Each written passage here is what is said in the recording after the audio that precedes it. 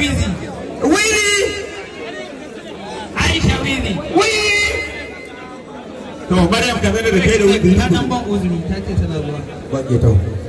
Gidan Aisha wizi.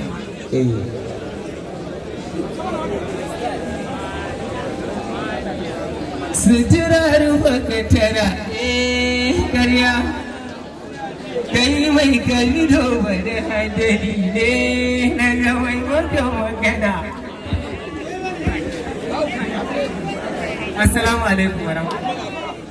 Da farko na yi farin cikin zuwa cikin gida a wannan lokacin duk da dai ni ba bakon wannan gidan bane, amma dai yau na ga gidan ya mun daban, ni ma kuma na zo daban dama.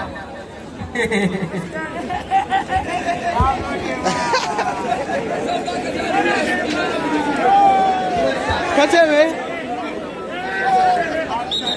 Saboda haka gaskiya ma ba zan iya ba sai na cire riga wannan.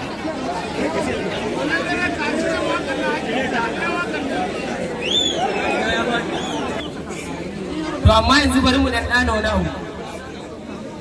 Za mu dan yi gasa da ku kaɗan.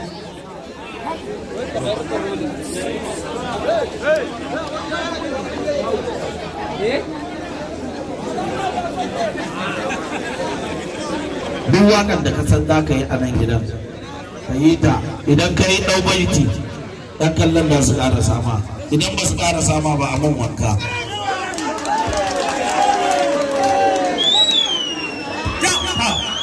Lallai za ka sha hauka. Har da wani gefen kungiya da abin magana. Za ka sha wanka.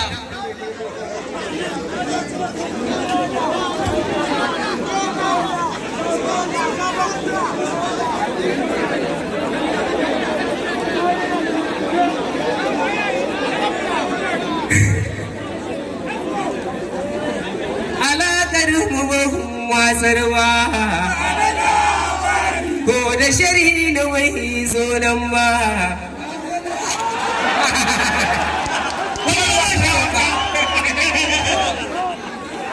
Walwace yana da magana. Ai sun ce da ka bada na farko sun riga sun tsallake tun da har suka baka anshin farko ka canza wata. Wani ko ya kawo lauya a kan abu. Ya ce inda an ba shi anshin ta farko an riga da an wuce wajen.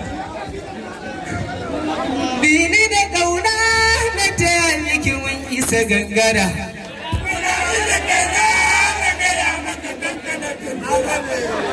Wanke da soso karfe tara sani na shingida.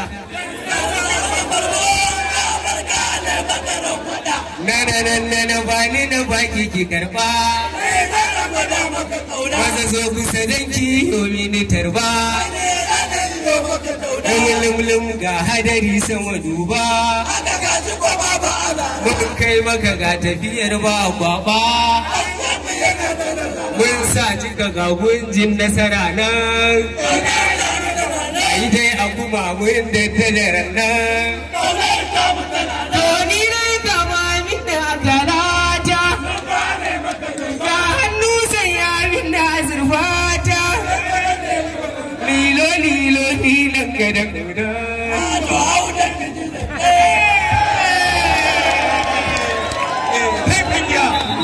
Kungiya yi mana. Kungiya ba ta da yawa, ba ta da yawa. Ga wata mata rai. Kwan waɗannan suna